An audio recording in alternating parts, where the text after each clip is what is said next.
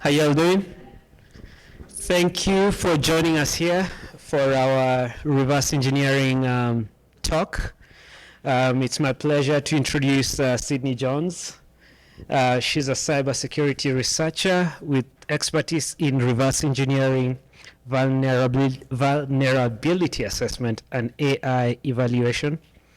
Today, she'll be presenting RE for the rest of us, an introduction to reverse engineering, a beginner-friendly session that explores both software and hardware RE using Arduino and Ghidra.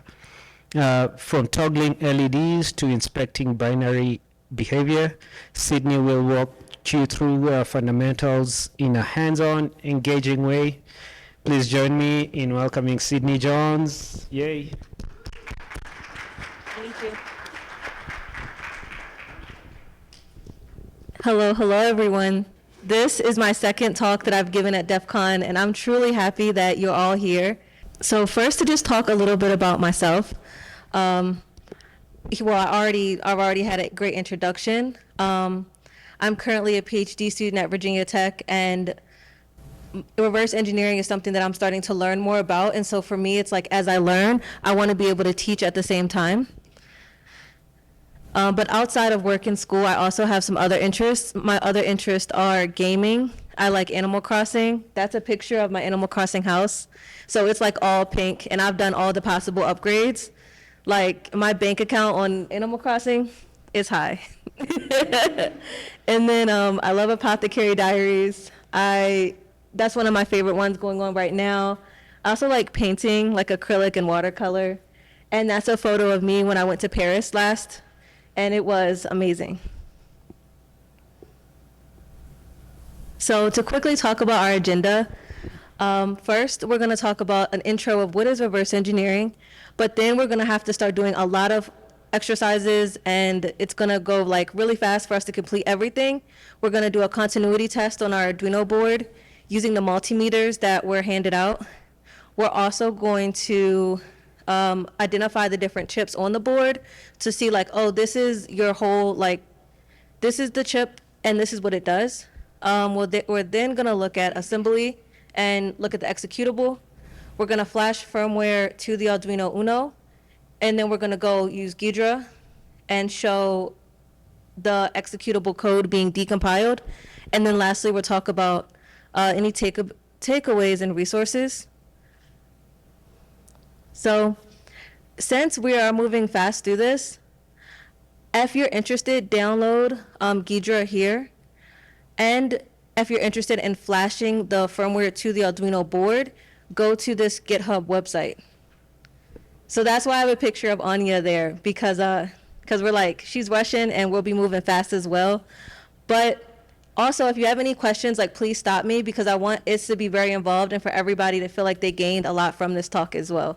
Reverse engineering is the process of analyzing an existing item to extract technical information required to reproduce or understand it.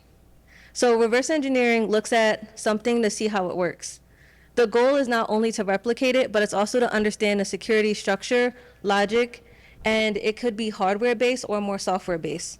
A lot of times with reverse engineering, we're either starting out with hardware that's broken, or if we do have software, we only have part of it.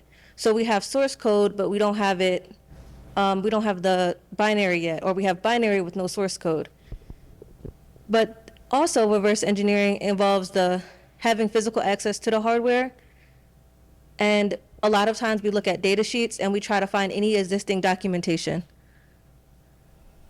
Hardware RE is the process of actually taking apart a physical device and looking at it bit by bit to examine the components, whereas software RE is the process of looking at the binary source code that we see on the slide and taking it back to something that is human readable. It's also useful for analyzing malware, validating software, or recovering lost code. So physical disassembly. We have our meme, we have our sandwich, and we have our sandwich disassembled. So this is when we take apart tools, and we use specialized tools such as a heat gun to physically remove the different components. Now, we're not going to do that here with the Arduinos, but that's the main point with this one. This also comes into play when people are fixing cell phones. They also like take your screen off your phone and just replace it. That's a part of the physical disassembly process. So another step when it comes to reverse engineering is we want to identify the different components on our IC board, and we want to look at all the part numbers. We want to look up the data sheets for each chip. And to do this, we could simply use a Google reverse image search, or we can use sites like Octopart to identify the components. So this is our first exercise. You're going to identify the different IC boards. So on your Arduino board, we're going to pick one component, write or take a note of the part number, look up the data sheet, and then we want to answer 3 questions. What does it do? How many pins does it have?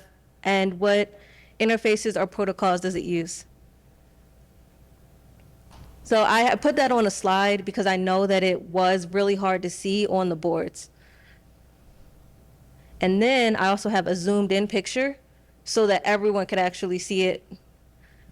So the goal is we'll take about 5 minutes and we'll search up this part number. And we want to include the maker, which is ATmega, and we want to include all the number here, and then answer those 3 questions. What does it do? How many pins does it have? And what interfaces does it use? And then I'll set a timer for like five minutes.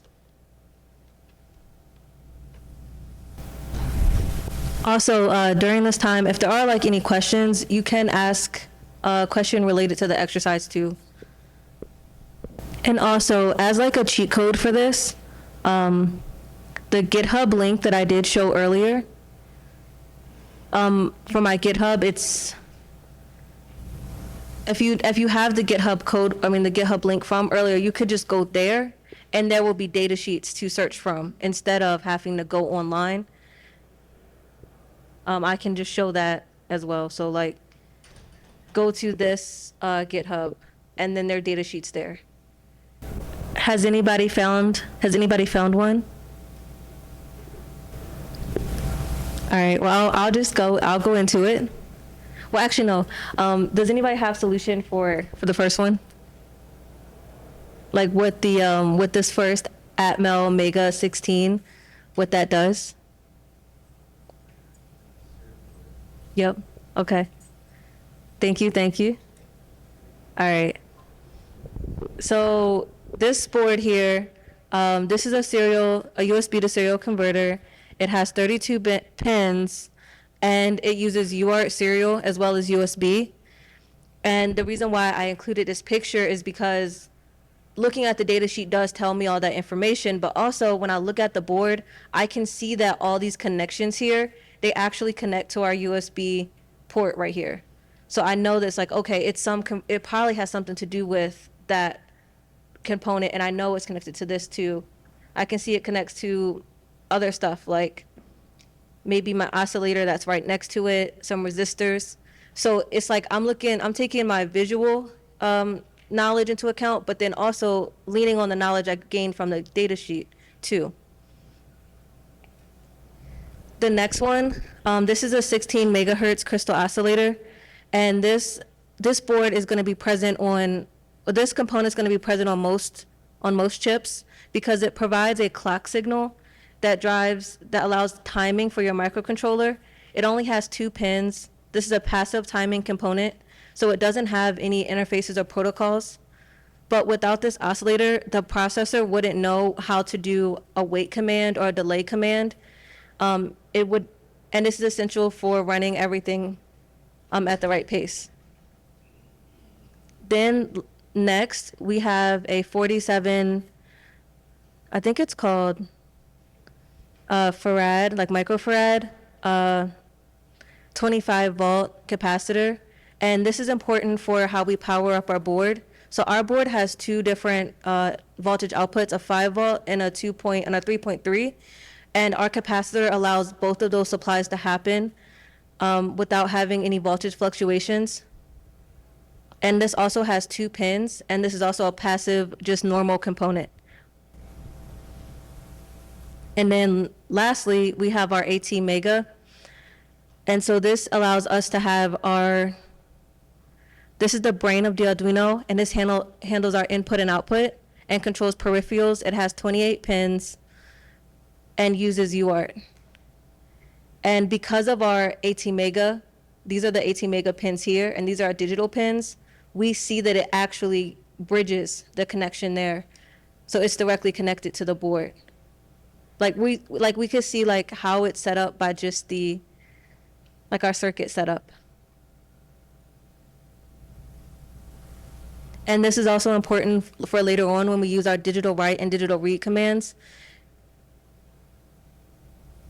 So next, to continue our hardware reverse engineering process, we want to check the board's connectivity. Sometimes you might order a part and you're like, does this really work? So we have our multimeters here to make sure that it actually does. So we want to locate voltage and ground, identify our power and ground pins, and then do a continuity trace. There are so many times where if the board is ever exposed to too much heat, it won't work the same, and then our continuity test will actually end up failing. So it's important to sometimes check this. So not only will I tell you the steps, I'm also going to show a video of how to do it. And then for the people that do have multimeters, you can go and also do this test live too. So first step is to look at the back of the Arduino board and see the soldered traces. Choose a single line to trace like I have here. Place one, like your positive probe at one end and the negative on the other. And then you're going to put your multimeter in continuity mode. I also have the video as well. And so for this one, our Arduino is not plugged in yet, so we're all good there. So for this one, first connect your black and red cords to your multimeter, and then you also want to switch to your continuity mode. And then once it's on, you're automatically going to see a 0L, and that means open loop. And then, okay, I hear the beep, so that means that somebody might have it working. Then once it is like actually connected right, you know it's connected because you're going to hear a beeping sound, and you're also going to see 0.00, and that means that you have a 0 ohm resistance. But I just want to give everyone like a chance, and even if you have your multimeter, you could also hand it to someone like close by and allow them to do the test as well. But I'll just stop for like a minute or maybe two and just have everyone do the test. For those doing the continuity test, how is it going okay so far?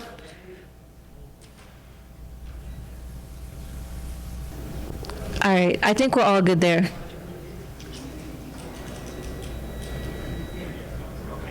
All right, so now that we've successfully completed the continuity test, another test we could do that I'll just show up here for time so that we can get to other parts is that we also want to test our voltage.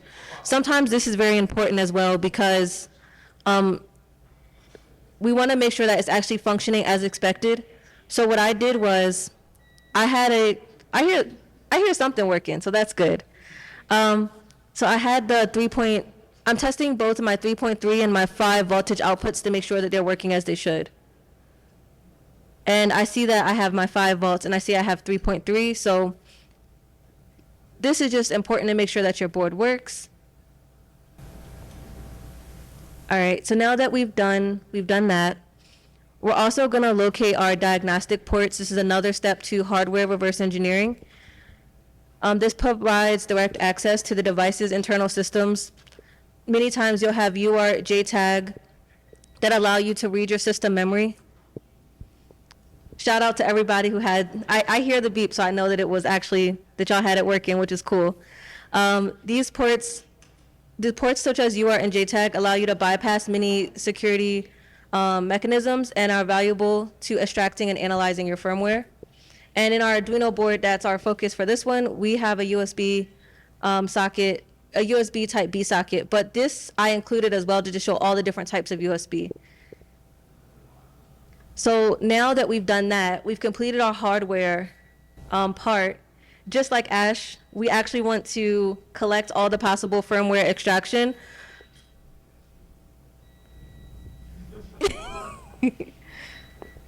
All right, it sounds like y'all got it. That's good. We want to collect all the possible firmware extraction. But instead of Ash collecting Pokemon, we want to pull all the different firmware and binaries as possible. So now we're more so transitioning into a more software-based focus instead of before we were more like hardware-based focus. So typically to extract your firmware on your Arduino, we want to use the USB port, and we're going to extract it using our from the bootloader. And we normally would use tools like AVR Dude, or I don't know how most people do pronounce that one, but we're going to use our tools that allow us to take the contents of the microcontroller's flash memory and save it as a binary file. Now in our case, I've made this very easy for us. I already have the ELF file ready for download. So instead of having to use the tool and pull the firmware from each of these yourself, the binary is already ready to go. But this is a very important step overall. Once we have our binary file, we're then going to do flash analysis. First, we're going to extract the embedded files using tools like Flash ROM. Then we would use binwalk to identify the file structure and format. It's going to tell me, do I have an ELF file or an exe file? Then we're going to analyze any systems present using Ghidra. We might find strings, we might find passwords, stuff like that. And then also we could use tools like FLOSS or grep to find more sensitive data.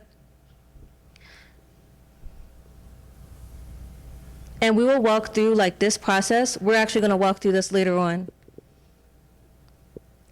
Another important discussion to have is to talk about our different binary formats. So for us, we're looking at an Arduino and it has an ELF format.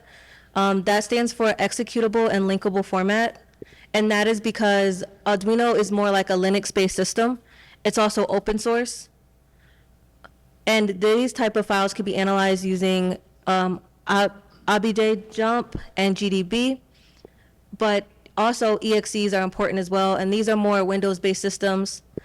All tools will still work, but Ghidra and IdaPro are more popular. So we also got to discuss disassembly, because anytime we have a binary, we must disassemble it so that we can get it back into human readable format. I have this meme here because it's like writing code is one thing, but writing code in assembly is another thing. Like it's a whole different ball game. This picture here also shows what regular C code looks like, what our intermediate code such as assembly looks like, and then what binary code looks like. So it's the same file, but it's in 3 different formats as it is on your system. And I will also show a quick example of this. So for this example, I actually wrote a C code, just something very, very simple. And I'm using Nano just to open up the C code that I wrote. And so all this code is doing is adding 2 numbers together. It's adding 5 plus 12 and getting 17, and then it's printing it out. Very chill, right? But once we start to see that in assembly, and once we start to see the binary and the hexadecimal, it's not going to be chill. This is what it is when I executed the code, just to show that it does work, no errors.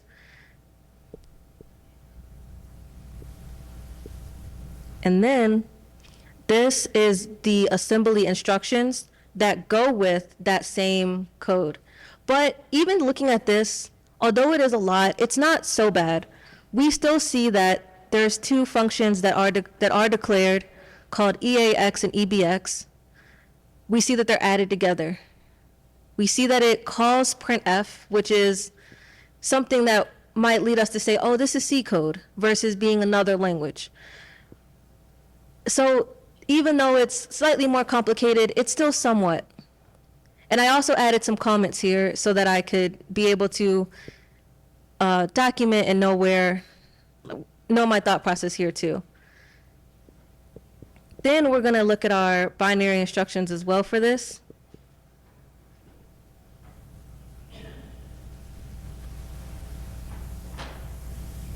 I also use object dump to look at some more of the assembly, as well as it gives me a visual of what's happening in memory. But we still see a lot of the same stuff. We see like a lot of the same add and move components of it. And then this is a picture of the hex dump of that same file. And this is more of like the binary representation of it. But as we see, like this is not as useful to us.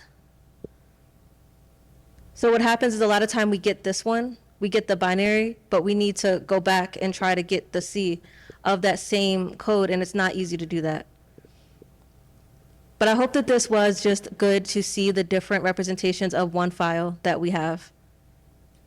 So now that we've done that, we also want to do code analysis. There is static analysis of code that allows us to understand the code without executing it.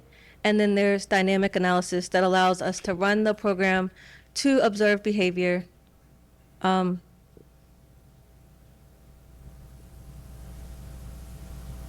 that dynamic analysis involves executing and watching the code of what it does. That's how when we were able to see like the print and the add, the 5 plus 17. And our goal whenever we do code analysis is always to understand what the program is doing, and we construct the logic and the architecture. But we also have to stop and talk about documentation. I had this meme because it's like so many times we skip documentation, but documentation is actually the thing that makes this process easier. I also include this memory map because as I'm looking in my different tools, such as Ghidra, I want to be able to have like a location in memory and have some description of what might be happening. Common tools are flowcharts like is here, or a memory map. We also have diagrams and pseudocode that we write. So we're going into the next exercise where we're going to flash software onto the Arduino. And for this, we will download files and then first download all the INO files, and then this is the steps and process as to how to flash that onto your boards. And I also have a video showing how to do that too. So we can do this, if you do have everything in front of you, you can do this live or watch the video to see.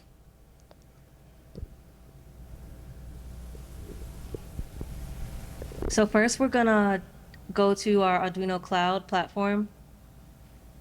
This video assumes that you already have all the INO files. The first one that I go into, I named this one Blink of an Eye. And the purpose of that is just because I have a light blinking on the board.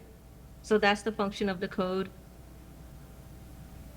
Another important thing is there's always drivers associated with hardware. So I must download the Arduino driver to my computer before it can communicate. So that's what I'm showing here. I need to install the Arduino Cloud Agent. Once I do that, then I'm able to talk to the board with no problem.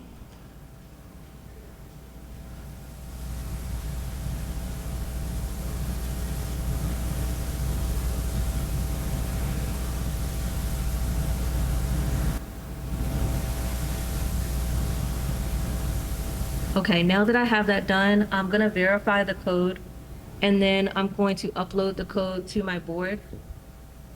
And so once it verifies, you get a notification, or it shows you everything that happens here.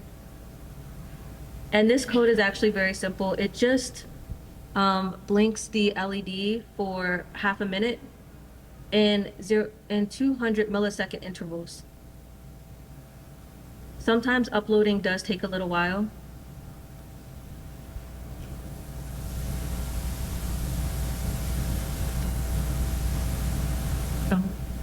Okay, I did not show it actually. It was uploaded, but I didn't show the end of it being uploaded. And then once you have that, the main point of it is to see the once you upload the code, you'll see your Arduino light blink. And then there's also the other two INO files that can be downloaded from the GitHub are these two as well.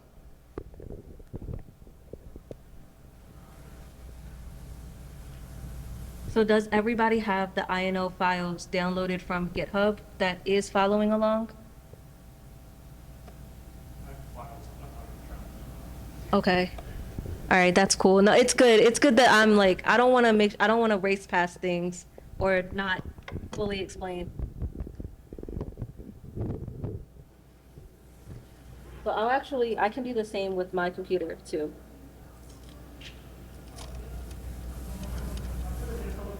But actually, I'm also gonna just go skip to the video, that's the last one, because the INO file, this last one is actually the most important. I call this one give me the ADDI, but the point really is because the ADDI is not a location like a house. It's like it's actually a location in memory that I'm like referencing.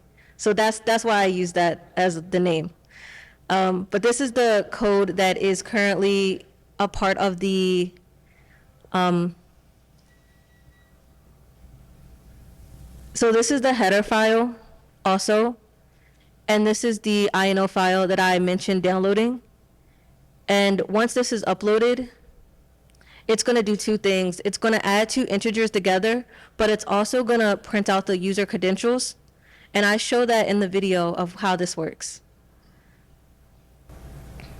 And this is the one that we'll use as we go into Ghidra and look at the ELF in the binary file, because it actually has, it's the best because it has two numbers that we're going to add in memory, as well as having user credentials that we're going to search for. So this secret header file, it actually contains a username for Alice and a password called password. And when I show my my header file back before, when I actually looked, I declare two constants and I declare them as chars. And this is important because when I'm going in Ghidra and I'm trying to find these two in my reverse engineering process, I have to know the data type. But I'm just gonna stop for like maybe 2 minutes, allow everyone to download all the INO files, and then try to flash those files to your board. And then after that, we're gonna jump into the Ghidra reverse engineering process more.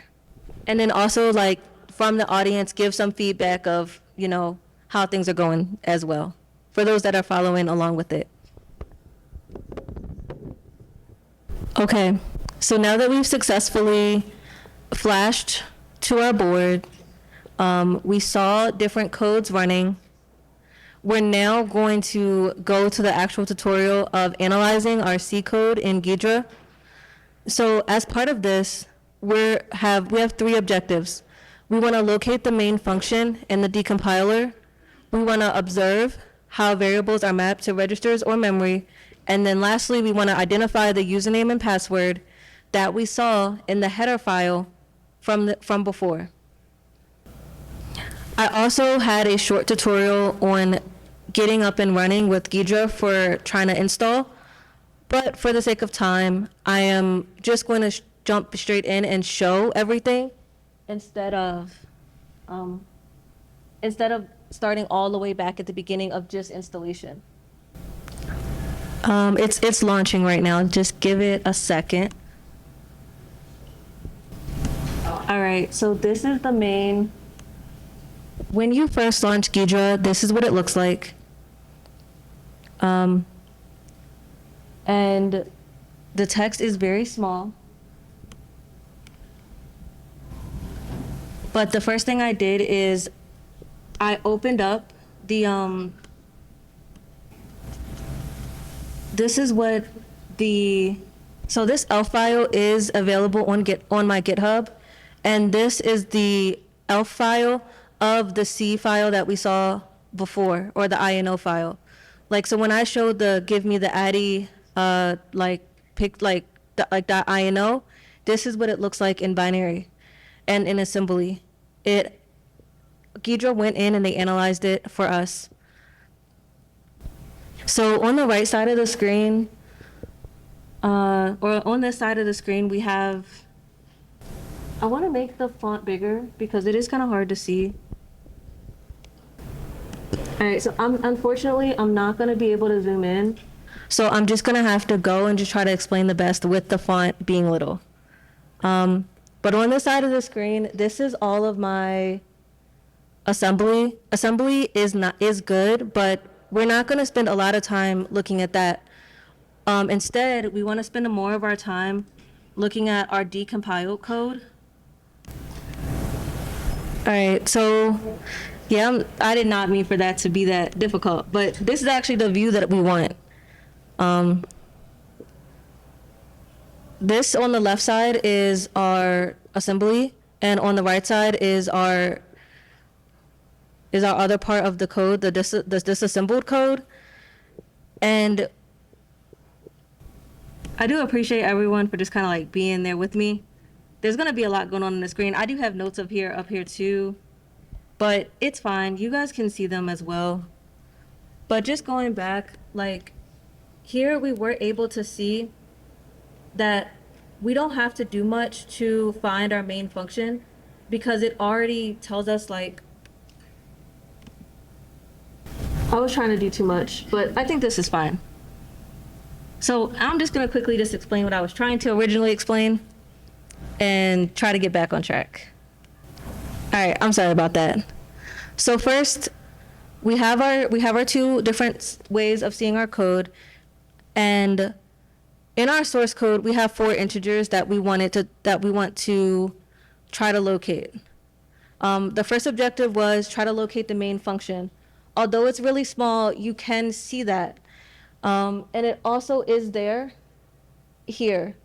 When we go to ELF and we go to, this is really small, but it says functions. And these are all the functions that's there. And I believe one of these is main. This is main there. It allows you to jump directly to main in the assembly code. From there, we now want to observe and understand how the variables are mapped together in memory. And so the 4 variables that we have are A, B, C, and D. A is 5, B is 12 from our previous tutorial, and then we have D and E, which are 2 hexadecimal values. And I'm actually gonna go and search for those. So to do that, I'm just gonna do Control F, and this allows me to search for them. One of them was called BD, so I type it in. You also need to hit all fields, because just the comments, that's not actually where that variable is found. So I search all, and it highlights it multiple times. So from there, I was able to find that whenever I saw this location in memory, I was seeing R24, and I was able to find some relationship between this hexadecimal value and these assembly lines. So I was able to see a relationship between that. I find that in Ghidra, our value is called also when you search and find. When I do the Control F command and I look at my hexadecimal value, it also gives me search results. So these search results are good because you don't have to go and look at all the code. You're only looking at your search results that you care about.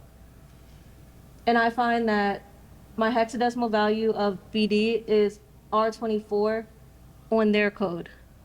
And I do that for all of them. I also do that for the other one. And what I was able to find is I was able to break down where addition was happening. So our other code that we're looking for is A1. So I search for that and then search all. It will give me some results. It is case sensitive as well. So searching that out. And then from there, you'll see all of the different lines where it happens.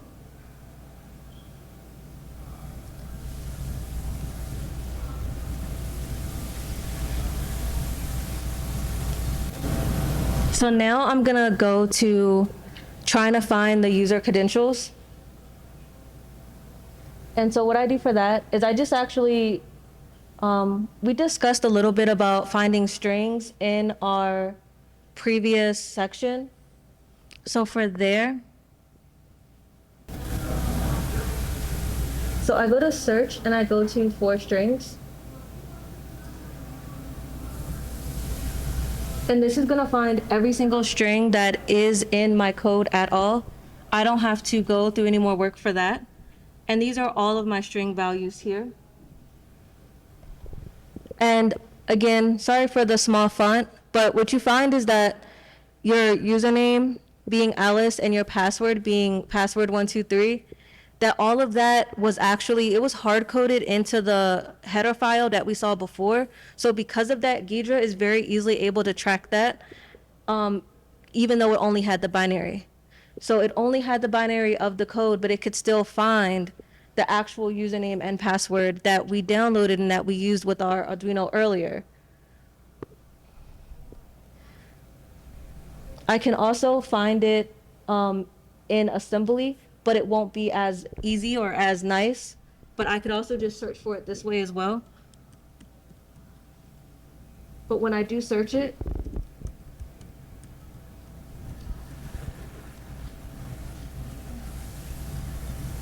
I have to, first you need to click on this one.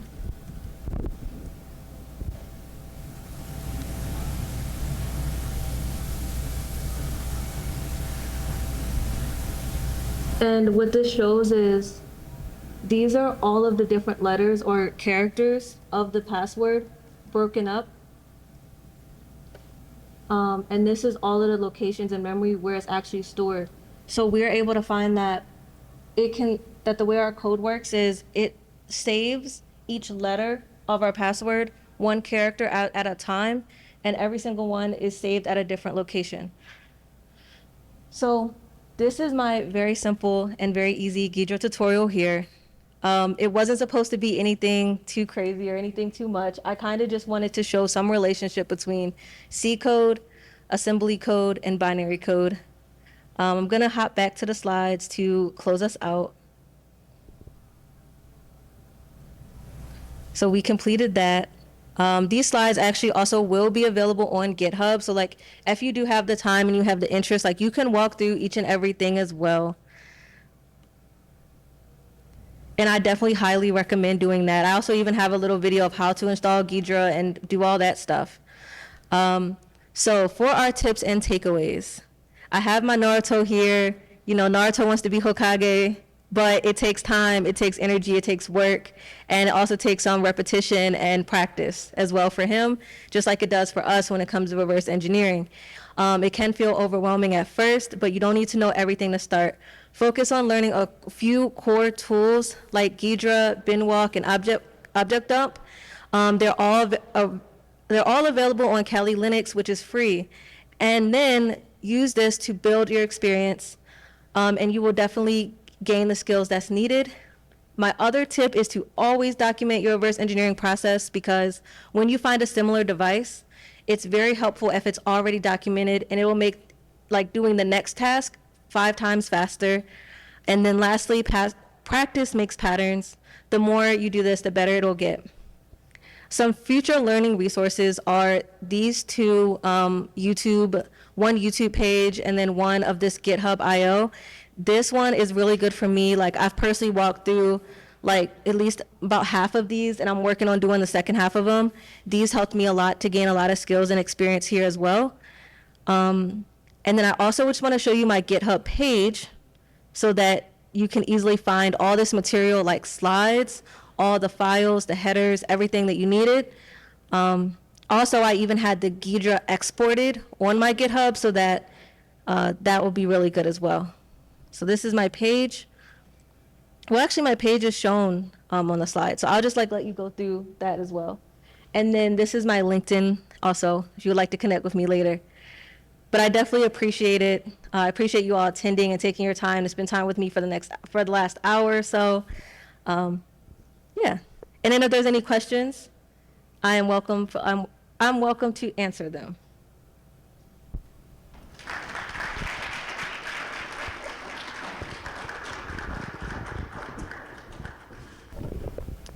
You said, have I thought about doing reverse engineering on stuff that I know it has known vulnerabilities?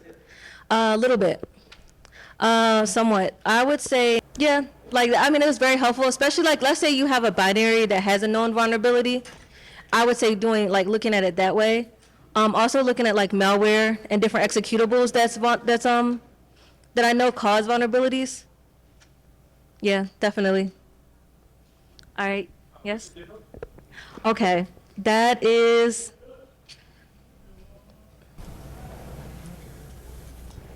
here.